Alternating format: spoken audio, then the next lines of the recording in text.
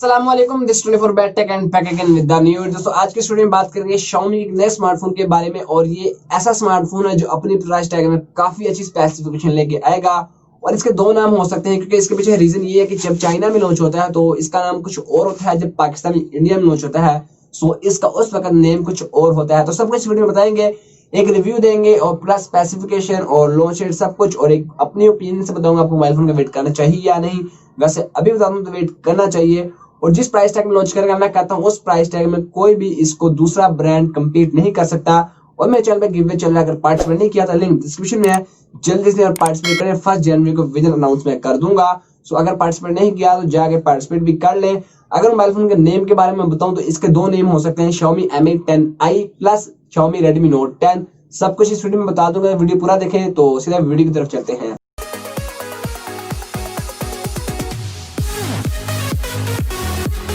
तो दोस्तों सबसे पहले हम स्टार्ट करेंगे इसके कैमरा से। अगर कैमरा की बात करूं इसके बैक साइड पर क्वाड कैमरे का सेटअप देखने को मिलेगा और जो मेन कैमरा होगा 108 मेगापिक्सल का देखने को मिलेगा। और ये पहला स्मार्टफोन है जिसमें आपको 108 मेगापिक्सल का कैमरा देखने को मिले।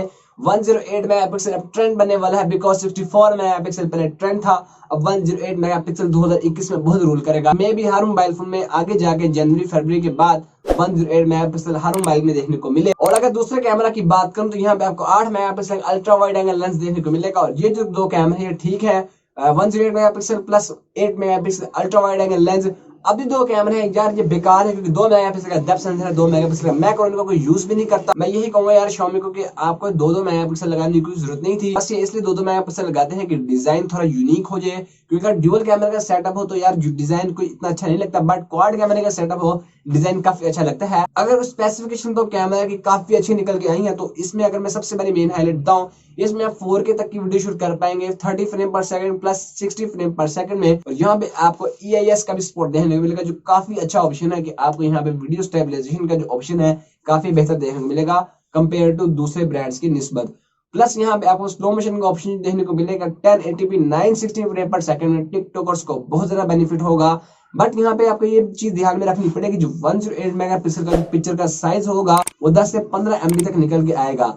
अगर फ्रंट कैमरा की बात करूं तो आपको यहाँ पे 16 मेगापिक्सल का सेल्फी कैमरा देखने को मिलेगा। तो इससे आप 1080p 30 फ्रेम पर सेकंड या 60 फ्रेम पर सेकंड तक की वीडियो शूट कर पाएंगे। तो दूसरी बड़ी मेन हाईलाइट की बात करूं तो इसकी दूसरी बड़ी मेन हाईलाइट इसका प्रोसेसर होने वाला है। जी हाँ, इस मोबाइल में आपको ऑक्टा का प्रोसेसर देखने को मिलता है। प्लस यहाँ पे आपको जो चिपसेट देखने को मिलेगी वो स्नैपड्रैगन 750 होगा। 5 चिपसेट के साथ लॉन्च किया जाए हर कंट्री में।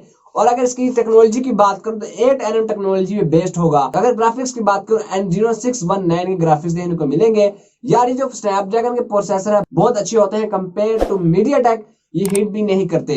अगर परफॉर्मेंस की बात करूं इसकी परफॉर्मेंस स्नैपड्रैगन 750 की स्नैपड्रैगन 765 से अच्छी निकल के आई थी। अगर स्कोर की बात करें तो उसमें अच्छी निकल के आई थी।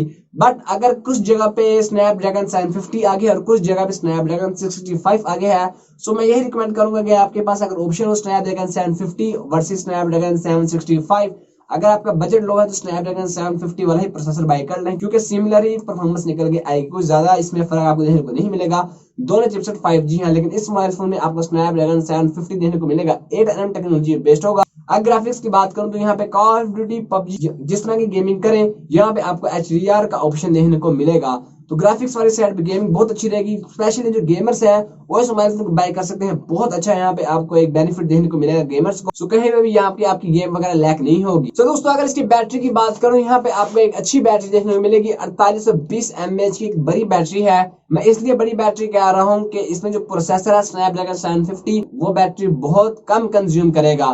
प्लस यहाँ पे 33 वाट की फास्ट चार्जिंग की सपोर्ट भी देखने को मिलेगी। अगर मैं बात करूं यार कि पोको X3 जब लॉन्च किया था उसकी प्राइस भी काफी अच्छी निकल के आई थी, स्पेसिफिकेशन बहुत अच्छी थी। बस इसकी प्राइस जो मैं एक्सपेक्ट कर रहा हूं वही लॉन्च करें तो काफी अच्छा स्मार्टफोन रहेगा। अगर डिस्प्ले साइड की बात करूं यहाँ पे आपको IPS LCD देखने को मिलेगी। अगर साइज की बात करूं डिस्प्ले की तो 6.7 इंच का एक IPS LCD देखने को मिलेगा। और यहाँ पे आपको गोरिल्ला ग्लास 5 की प्रोटेक्शन देखने को मिलेगी, 1080p की रेजोल्यूशन। बट यहाँ पे आपको 90 हर्ट्ज या 120 हर्ट्ज की कोई टेक्नोलॉजी देखने को नहीं मिलेगी। बैक साइड पे भी आपको मे भी गोरिल्ला ग्लास 5 के प्रोटेक्शन देखने को मिले। अगर वेरिएंट की बात करूं, इसके 3 वेरिएंट लॉन्च होंगे। पहला वेरिएंट 6GB 128GB, इसकी एक्सपेक्टेड प्राइस बताऊं तो इसकी एक्सपेक्टेड प्राइस 45,000 है। जिसका हायर वेरिएंट है 8GB 128GB, इसकी एक्सपेक्टेड प्राइस 55,000 है। और इसके बाद 8GB 256GB जो एक्सपेक्टेड प्राइस है वो 60 से अबव है। तो अब देखेंगे इस प्राइस टैग में इसको लॉन्च करता है स्माइल फोन को। सो इस टाइम मार्केट में कोई भी इसका कंपटीशन में दूर दूर तक नजर नहीं आता। अगर अभी की बात करें, अगर इस वक्त लॉन्च करते हैं जनवरी फरवरी में, तो तब तक मैं कहता हूं कि इसका कोई कंपटीशन नहीं है। तो रियलमी भी अभी इससे काफी पीछे है।